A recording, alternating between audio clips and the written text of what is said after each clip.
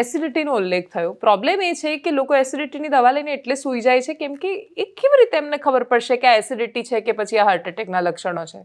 એમાં બળતરા થતી હશે, શું થતું હશે એ તો ખબર નહીં, જેને આવ્યો હોય એને જ ખબર. એબ્સોલ્યુટલી. હવે આપણે એમ માનીએ છીએ કે યુઝ્યુઅલી હાર્ટ એટેક આવે ને એટલે ડાબી બાજુ દુખે, બરાબર છે.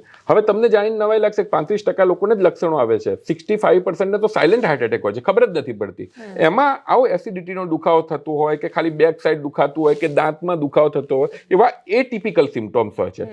તો જ્યારે કોઈ મોટી ઉંમરના માણસ હોય, જેને ડાયાબિટીસ હોય, બ્લડ પ્રેશર હોય, રિસ્ક ફેક્ટર હોય, તો એવા લોકોએ ક્યારેક આવું અચાનક અડધી રાત્રે ઉઠવું પડે છે, તો એનો મતલબ કે કંઈક સિરિયસ છે. આપણે એવી રીતે વિચારતા હોય કે ભાઈ અત્યારે રાત્રે ક્યાં કોઈને જગાડવા, એના કરતાં મેડિકેશન લઈને સૂઈ જઈએ. પણ એ જે 4-6 કલાકના ગોલ્ડન પીરિયડ જતા રહે છે, એટલે જ્યારે બી તમને કંઈક વસ્તુ અનયુઝ્યુઅલ લાગે તો ઓબ્વિયસલી તમારે ત્યાં રૂટીન આજુબાજુની હોસ્પિટલમાં એક વખત કોન્ટેક્ટ કરવો જોઈએ. પ્રોપર અને ઇન્વેસ્ટિગેશનનો કોઈ ચાર્જ નથી, 300, 400, 500 રૂપિયા છે. એક વખત તમારે થઈ જાય, તમે એક થાવ કે ના બધું બરાબર છે, પછી ભલે તમે એસિડિટીની ગોળી લો, પણ જાતે નક્કી ના કરવું, એના માટે ડૉક્ટરનો કન્સલ્ટ કરવો જોઈએ.